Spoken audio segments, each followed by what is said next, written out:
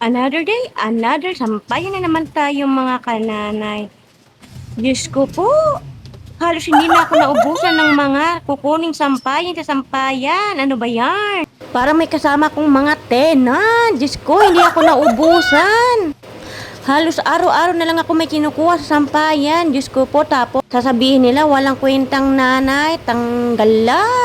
At ito na nga po, nagsisimula na naman akong magtupi ng sandamakmak na tupiin. Diyos ko, day. Ano na, araw-araw na lang ba ganito ang ating siste? Pero dahil nanay ka, bawal nga daw po magreklamo, bawal nga daw pumapagod, aray mo. Abay Diyos ko, ano ba tayo? Robot ba tayo na walang pakiramdam? Aray ko. Ang masaklap pa doon, wala na ngang sahod. Marami pang utos, aray ko po, ano ba?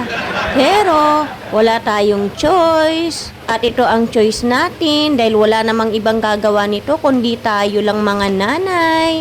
Sinong nakaka-relate yan? Tapos may makakarinig ka pa na hayahay lang daw ang buhay ng mga nanay sa buhay. Naku, palit tayo ng sitwasyon.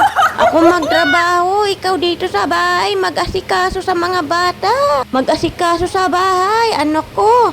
Hindi namin mabibilang ang trabaho na binibigay namin dito sa pamilya na to. Kaya sa mga single pa dyan na mga bata, naku, wag muna kayong mag-aasawa. At kung mag-asawa man kayo, dapat may intellectual emotion. Ano ba yan? At maganda talaga ang mga nanay, may sarili talagang pera para walang sinusumbat. Ganun.